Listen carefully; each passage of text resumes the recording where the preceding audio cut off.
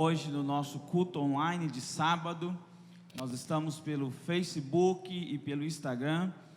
Nós oramos para que o Senhor visite a sua casa, a sua família e te abençoe de uma forma sobrenatural. Eu quero declarar que hoje a palavra de Deus vai penetrar no teu coração de uma forma tão poderosa que mesmo você na sua casa, você vai ser cheio do Espírito Santo de Deus, cheio da presença do Senhor. Eu quero declarar que hoje cadeias vão ser quebradas pelo poder da palavra de Deus. Eu quero liberar sobre a sua vida, que à medida que a palavra é ministrada aqui, o Espírito que está por detrás da palavra, porque a letra mata, mas o Espírito vivifica, o Espírito Santo vai invadir a sua casa, invadir o teu coração, e você vai ser cheio da plenitude de Deus, do conhecimento da verdade de Deus. Eu quero declarar milagres, sinais sobrenaturais acontecendo onde você está. Eu quero liberar no nome do Senhor Jesus os dons do Espírito para que se manifeste na sua vida, que você receba dons do Espírito à medida que a palavra de Deus é ministrada, e que o fogo de Deus que aquece o nosso coração,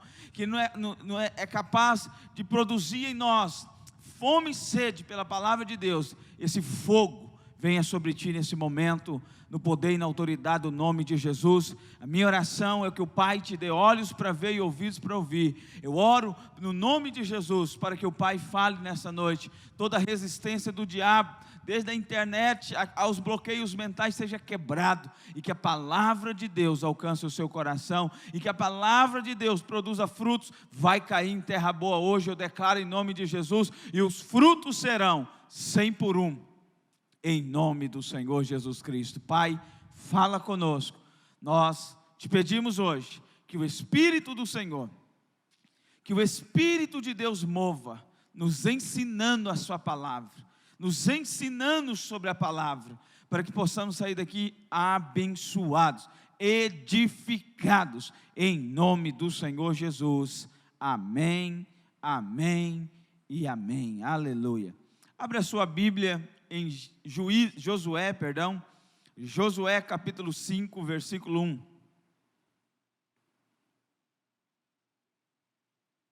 Josué capítulo 5, versículo de número 1.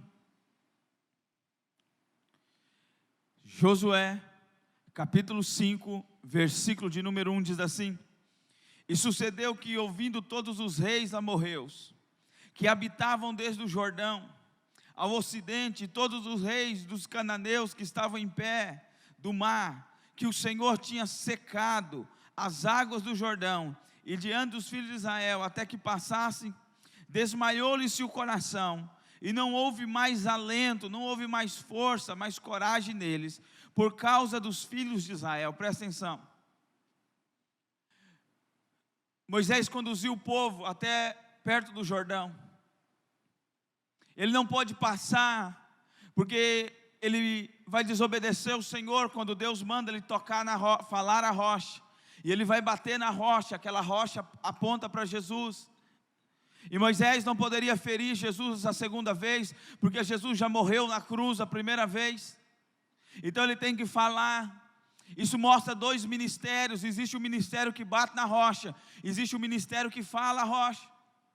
Qual é o ministério que bate a rocha? É o ministério da condenação, que sempre está para julgar o irmão, para condenar o irmão, para amaldiçoar o irmão. Mas existe um segundo ministério, que é o ministério da graça. É aquele que vai falar. Em vez de eu te condenar, eu vou falar a sua identidade, falar quem você é, e eu vou liberar a palavra profética. Então Moisés é impedido. E a Bíblia diz que Josué assume o lugar. E Deus vai dar um sinal para o povo, que Josué é o escolhido. Qual foi o sinal? O Jordão vai se abrir. Então Josué, debaixo da ordem de Deus, manda os sacerdotes pegarem a arca, entrarem no Jordão. E à medida que os sacerdotes entram com a arca, que é o símbolo da glória, da presença de Deus, o Jordão vai se abrir. Porque todo lugar onde a glória e a presença de Deus está, milagres acontecem.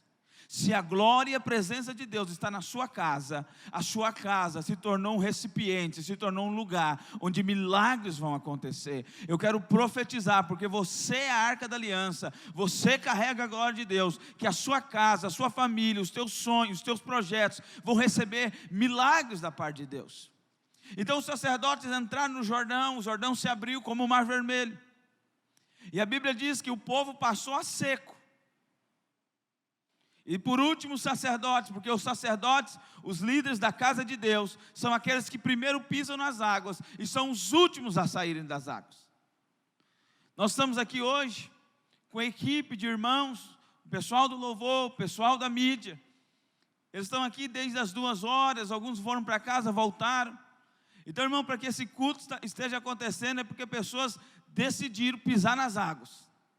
Decidiram abrir mão do seu sábado, do seu domingo, para que você receba a palavra de Deus. Os sacerdotes, os levitas, os líderes são isso. Líderes não são quem tem título, líderes são aqueles que vão pisar nas águas primeiro e vão sair por último.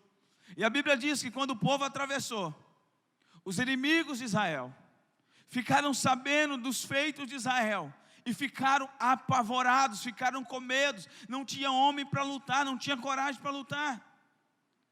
Irmão, o medo é algo poderoso, porque o medo destruiu. É claro que Deus daria vitória pela ação sobrenatural, mas só o medo fez com que o povo, que os seus inimigos de Israel perdessem a batalha. Tem muitos irmãos perdendo batalhas, tem muitos irmãos perdendo guerra. Não é porque Deus não está com ele, não é porque não há poder no nome de Jesus, não é porque o Senhor não ama, é porque eles estão andando debaixo do princípio do medo. E o princípio do medo é oposto ao princípio da fé. A fé diz, eu vou conquistar. A fé diz, as portas estão abertas. A fé diz, tudo posso naquele que me fortalece. A fé diz, onde eu pisar a planta dos meus pés, Deus me dá por herança. A fé diz, eu serei cabeça e não cauda. A fé diz, não importa o que o outro está fazendo, não importa o que as pessoas estão fazendo, eu vou honrar a Deus, eu vou seguir a Deus. Isso é fé. Mas a fé anda oposto ao medo. Porque só de saber que Israel chegou, o povo ficou com medo. Nós estamos num tempo de uma pandemia. Não é brincadeira, não é algo comum. Mas nós precisamos rejeitar o medo. Nós precisamos nos fortalecer no espírito da ousadia, no espírito da valentia, no espírito do descanso. A Bíblia diz que Josué e Caleb tinham outro espírito.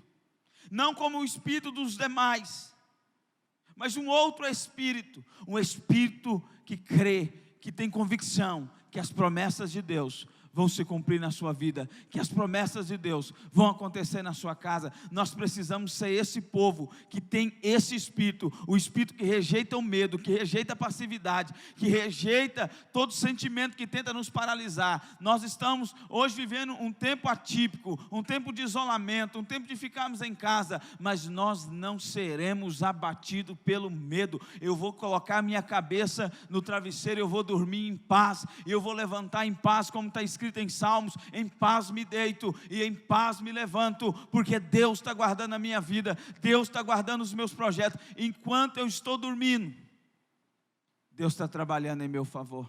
Enquanto eu estou dormindo, os céus estão conspirando em meu favor.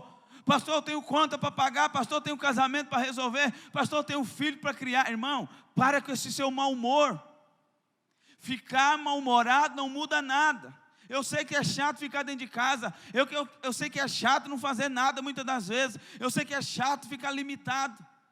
Quem gosta de academia não pode fazer, quem gosta de sair não pode fazer, quem gosta de ir na praça não pode ir. Eu sei que é chato, mas ficar mal-humorado pela crise financeira, pelo problema que você está enfrentando, vai mudar alguma coisa? Porque se fosse mudar, eu também ficaria chateado, ficaria emburrado, ficaria bravo, mas não vai mudar absolutamente nada. Então eu escolho ficar alegre, eu escolho andar no princípio da fé, eu escolho crer em dias melhores.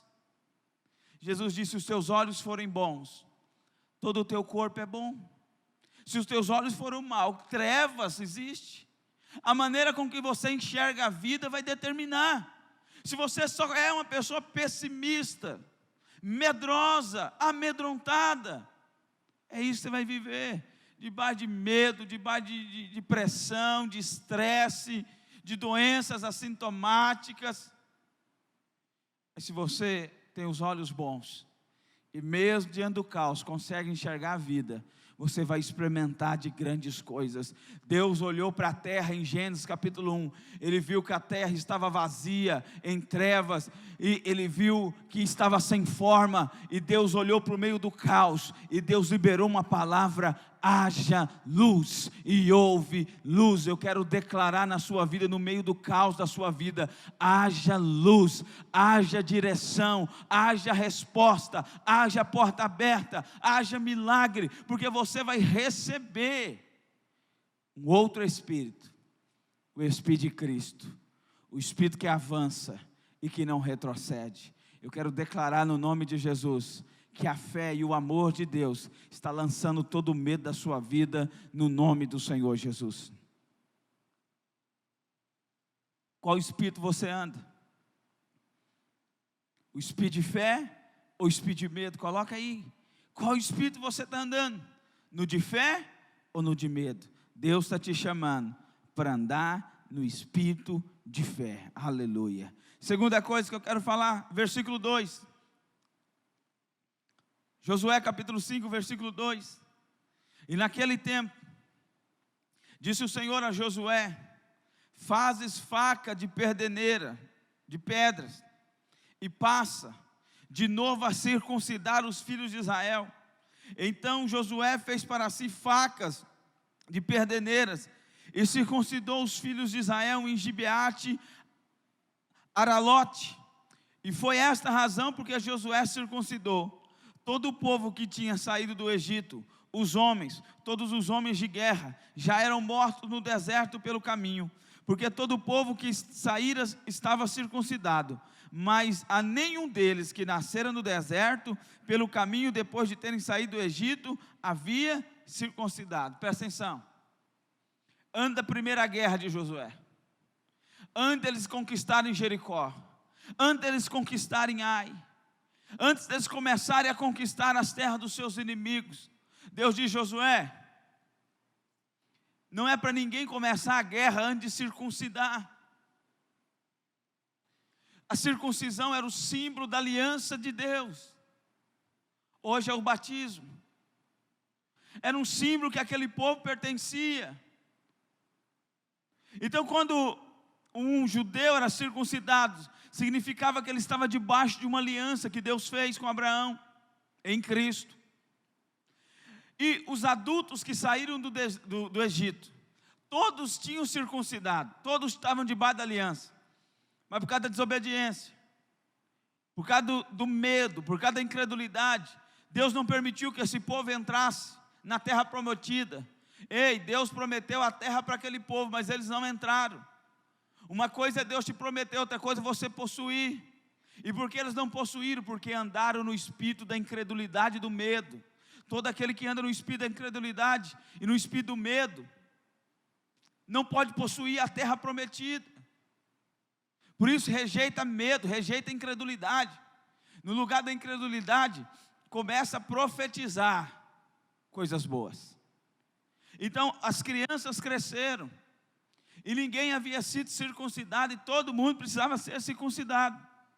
Porque, deixa eu te falar uma palavra para os jovens: não é porque seu pai serve Deus que você serve, não é porque você é filho de um cristão que você é cristão. Aquele povo tinha pai circuncidado, mas eles precisavam circuncidar. Você também, jovem, precisa ter uma experiência com Deus. Durante muito tempo, Deus era Deus de Abraão e de Isaac, mas teve um dia que Jacó teve uma experiência com Deus. E agora é Deus de Abraão, do meu avô, Deus de Isaac, o meu pai, mas é o Deus de Israel, é o meu Deus. Você precisa conhecer sim o Deus do teu pai. Por isso que os pais são exemplos. Mas você também precisa conhecer o seu Deus, não apenas o Deus do seu pai. O seu pai tem as experiências, você viu o que o seu Deus fez na vida dos seus pais, mas você precisa conhecer o Deus que faz na sua vida. E aquele povo precisava fazer uma circuncisão, que era o símbolo da aliança. E onde surgiu isso? Lá em Gênesis capítulo 15, se você puder abrir a Bíblia, Gênesis capítulo 15, depois nós voltamos para Josué. Gênesis capítulo 15, versículo 8.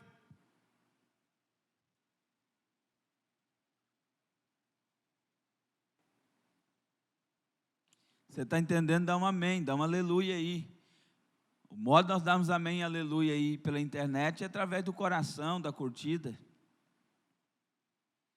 Gênesis capítulo 15, versículo 8 diz assim: ao que perguntou Abraão, o Senhor Deus, como saberei que hei de herdá-la?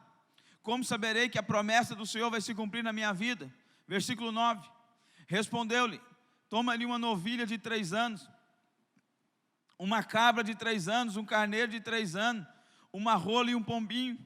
E ele lhe trouxe todos esses, partiu-lhe pelo meio, e pôs cada parte dele em frente da outra, mas as aves não partiu. E quando as aves de rapina desceram sobre os cadáveres, Abraão a enxotava. Ora, ao pôr do sol caiu um profundo sono sobre Abraão, e eis que lhe sobreveio um pavor de grandes trevas. Então disse o Senhor a Abraão, Deus está profetizando, anunciando aquilo que ia acontecer no futuro. No versículo 13, sabe com certeza que a tua descendência será peregrina em terra alheia, e os servirá e afligirá por 400 anos. Lembra dos 400 anos da escravidão? Eu também julgarei a nação a qual eles te serviam, o Egito, e depois sairão com muitos bens, como Israel saiu rico. Versículo 15, tu porém irás em paz para os teus pais, serás sepultado em boa velhice. Na 4ª geração, porém, voltarão para cá, porque a medida da iniquidade dos amorreus ainda não está cheia.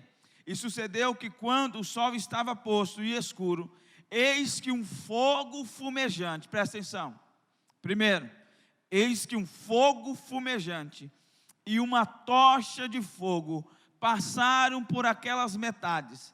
Naquele mesmo dia fez o Senhor um pacto, uma aliança com Abraão, dizendo, a tua descendência tenho dado esta terra, desde o rio do Egito até o grande rio, o rio Eufrates. Presta atenção. Abraão pegou os animais, cortou os animais em 2 partes, uma para um lado, outra para o outro, uma para um lado, outra para o outro. E de repente Abraão vê um fogo fumejante e uma tocha de fogo, que aponta para o Pai e para Jesus, andando no meio do sacrifício, no sentido daquele 8, do símbolo do infinito. Os irmãos conhecem o símbolo do infinito, né? O Pai e Jesus estavam andando, porque esse era o sinal que a aliança estava sendo selada. Ou seja, naquele dia foi feita uma aliança entre o Pai e o Filho, o descendente genuíno de Abraão. Sabe, irmão, nós estamos alcançados pela aliança que Deus tem com Cristo. Eu posso quebrar a aliança, Cristo jamais quebrará, e Deus jamais quebrará, então a aliança é eterna e perfeita.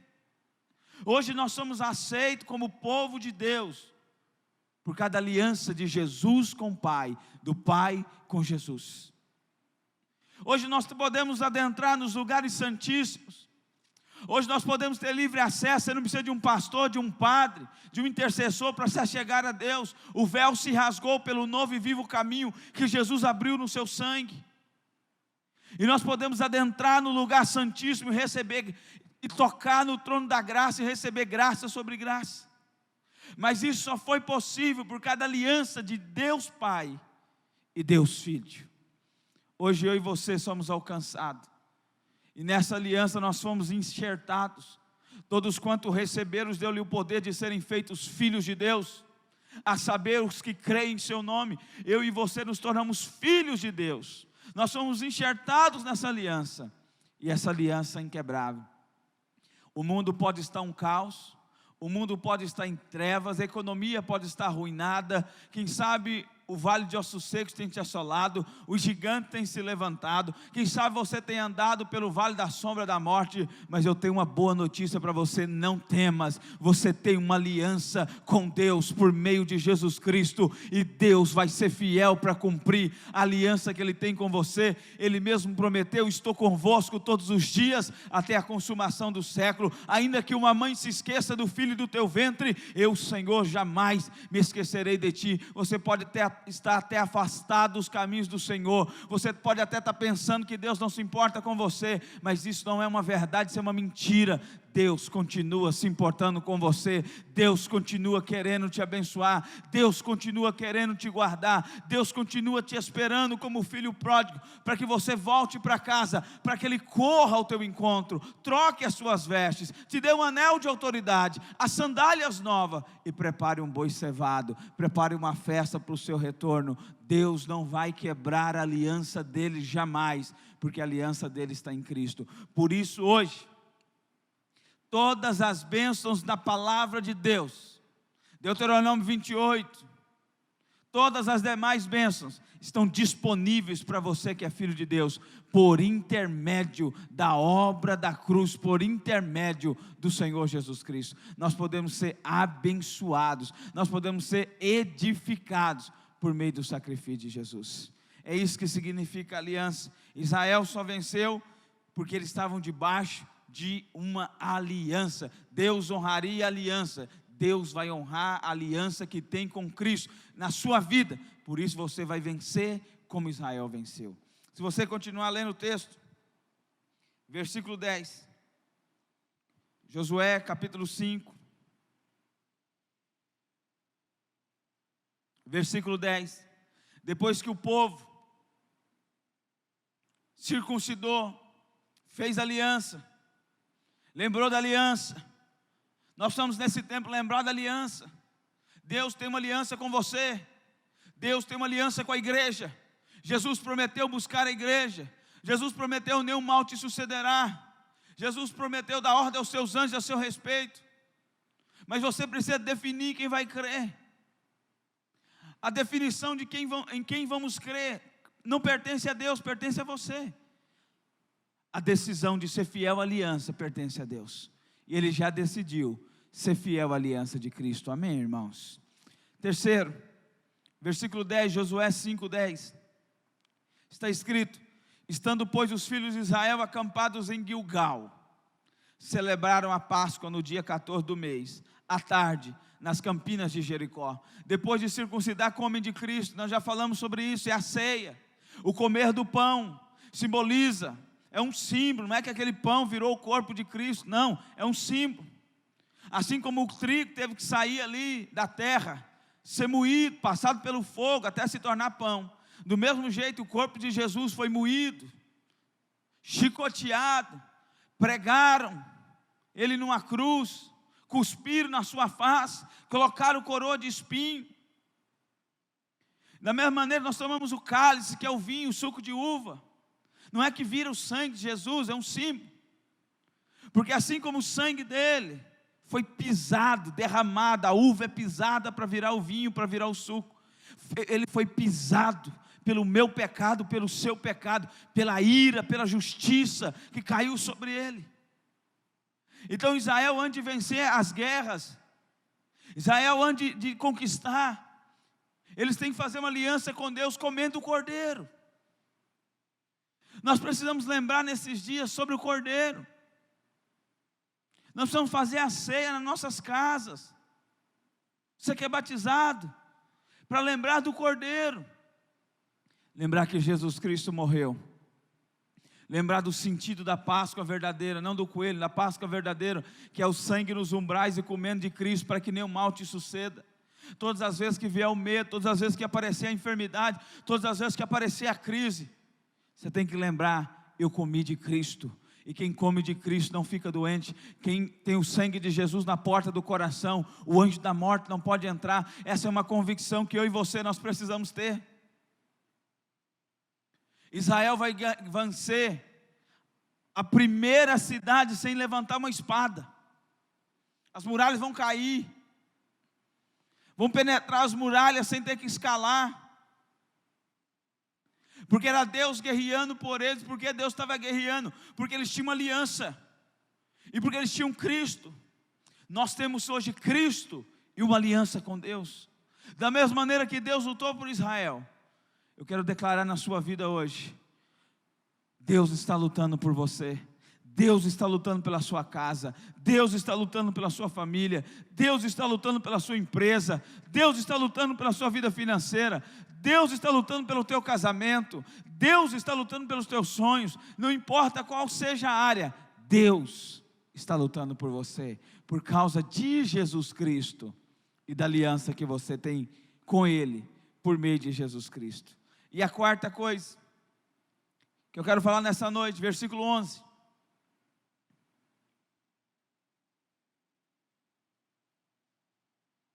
Versículo 11 diz assim: comeram do fruto da terra, no dia seguinte à Páscoa, pães asmos e cereais tostados comeram nesse mesmo dia. Versículo 12. E no dia imediato, depois que comeram do produto da terra, cessou o maná, e não a tiveram mais os filhos de Israel, mas naquele ano comeram das novidades da terra de Canaã. Presta atenção. Eles fizeram uma aliança. Primeiro, ocasionaram medo nos inimigos.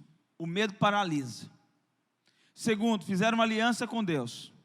Circuncidaram a nossa aliança em Cristo. Terceiro, comeram da Páscoa, que aponta para Jesus. Quarto, depois que eles têm uma aliança com Deus, depois que eles comem do cordeiro, o maná vai cessar.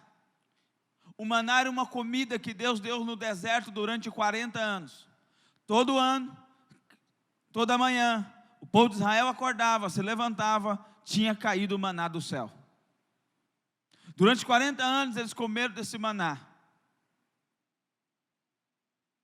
Eles não podiam guardar para outro dia, senão apodreceria. Porque o maná era uma comida diária. O maná não servia para uma semana, o maná servia para um dia.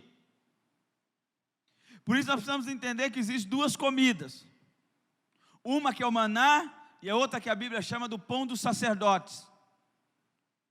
O pão dos sacerdotes ia comer.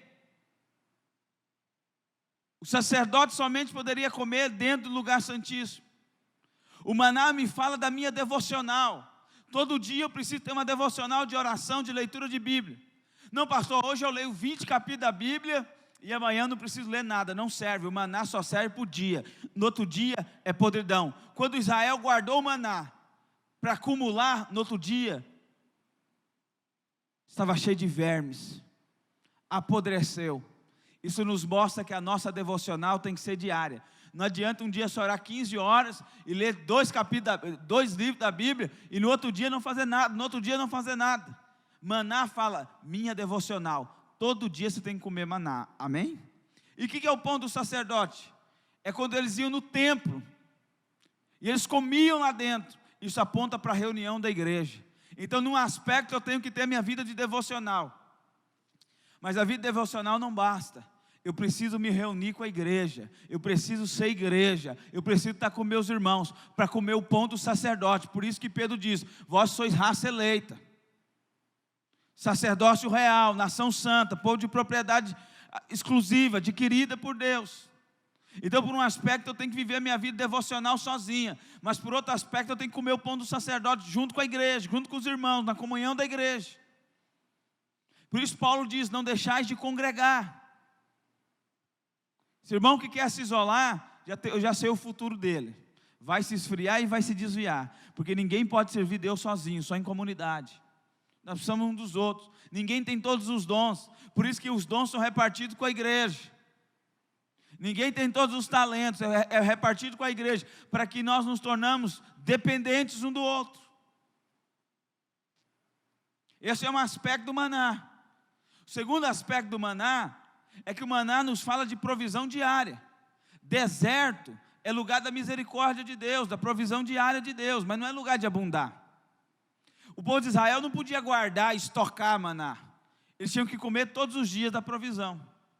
Mas era uma provisão limitada. Para quantos dias? Um dia. Quando Jesus vem, Jesus diz: eu vim para que tenham vida e a tenham em abundância. Maná não é abundância. Maná é provisão diária. Todo dia eu vou comer, vai acabar, e amanhã eu vou ter de novo. Mas eu não posso abundar, eu não posso guardar maná. Mas quando Jesus vem, ele diz: eu vim agora para que vocês tenham vida e vida em abundante. Por isso que quando o povo de Israel, que está no deserto, recebendo misericórdia, recebendo provisão diária, eles chegam em Canaã, que é a terra prometida, Deus diz: agora acabou o maná, porque agora vocês vão comer do fruto da terra.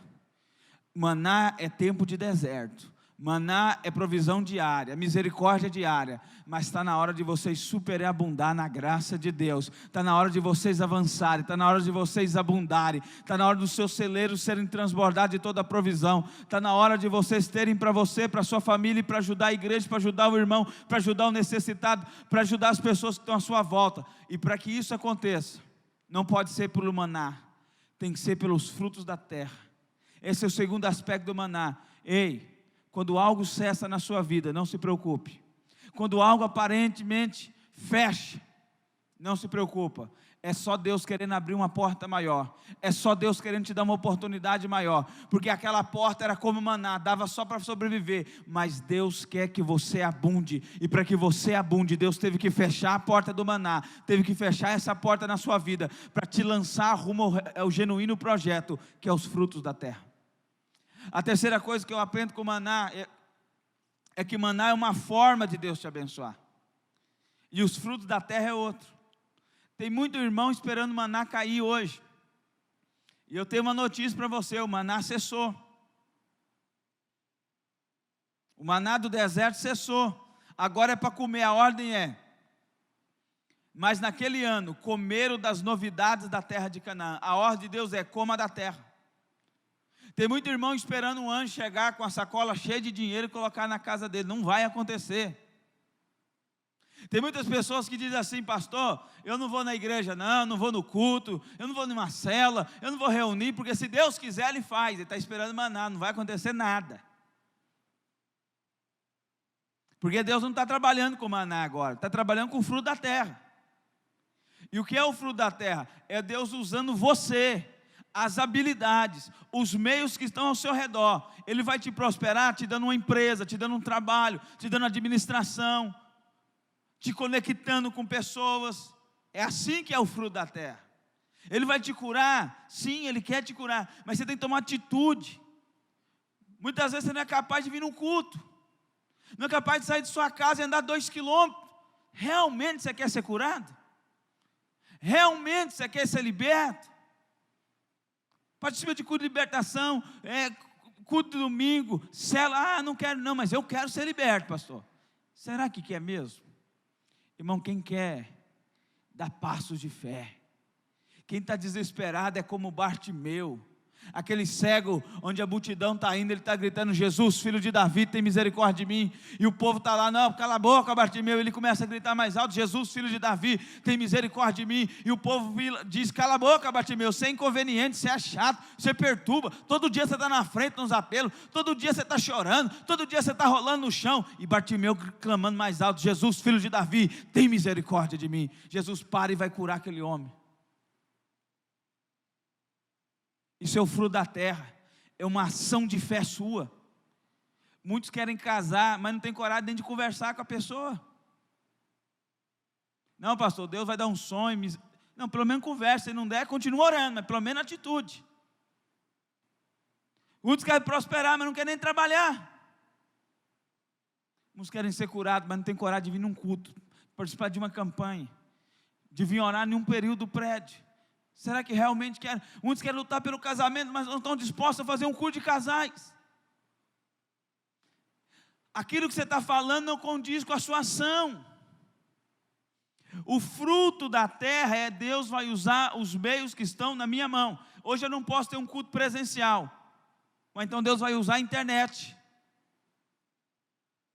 para me abençoar, para te abençoar. Eu quero que você coloque aí: qual é o talento que Deus quer te usar hoje? Qual é o fruto da terra? que você está disposto a fazer? Quero perguntar para você que está assistindo essa live, quem que é como Bartimeu hoje, que está desesperado por um milagre, que está desesperado por uma porta aberta, que está desesperado por uma ação e intervenção de Deus? Se você é um Bartimeu hoje, ainda que você esteja na sua casa, ainda que você esteja no seu trabalho, o Espírito de Deus pode te tocar. Porque o Espírito de Deus não é limitado a estruturas, o Espírito de Deus não é limitado a uma área geográfica, ele pode te visitar. O Espírito de Deus está interessado nos genuínos adoradores que adoram o Pai em espírito e em verdade, e para adorar tem que ter fé. Israel teve fé. Depois que eles entendem que eles vão comer da terra, eles vão para conquistar a última cidade, a primeira cidade, que é Jericó. Cidade mais antiga, e Deus diz: olha, vocês vão rodear a muralha, vão gritar, e a muralha vai cair, vocês vão conquistar, mas toda a cidade é minha, porque a primeira vitória sua me pertence, porque o primeiro momento de conquista de vocês, Israel, é consagrado a mim. Tem muitos irmãos que não entendem isso. A primeira cidade que Israel conquistou foi Jericó, e Deus não deixou tocar em nada, tudo pertencia a ele. Sabe por que às vezes nós não avançamos? Porque aquilo que Deus nos dá, nós não consagramos a Ele. Não consagramos os nossos dízimos, não consagramos as nossas ofertas, não consagramos as nossas conquistas. Tem pessoas que não têm nem a vontade de testemunhar o que Deus fez por ele.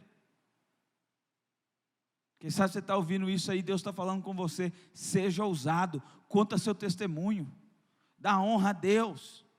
Ah, pastor, é pequeno demais. Pequeno para você, mas se engrandece Deus, dá honra a Deus. Primeira cidade é conquistar, tudo é de Deus. Existe em todas as áreas da sua vida algo que pertence só a Deus. No seu tempo existe um tempo que pertence só a Deus. Nós entendemos que é o domingo. Nas suas finanças existe uma parte que só pertence a Ele, os dízimos. No seu ministério tem a parte que só pertence a Ele, a glória, só a Ele. No seu casamento tem uma parte que só pertence a Ele. Em tudo na sua vida existe algo que é exclusivo, que pertence a Deus. Esse é o princípio da árvore da vida. De todas as árvores, Adão, você pode comer, menos da árvore do conhecimento do bem e do mal. Por que dessa árvore não posso comer, Deus? Porque em tudo que eu te dou sempre tem algo que me pertence. De tudo que eu te dei, de tempo, de dinheiro, das árvores, dos animais, tem algo que me pertence. De tudo que eu te dei, a árvore do conhecimento do bem e do mal me pertence. É um princípio. Comece a caminhar sobre esse princípio. Comece a andar debaixo dessa palavra. E você vai viver o sobrenatural de Deus. Eu quero orar por você. Gostaria que os irmãos do louvor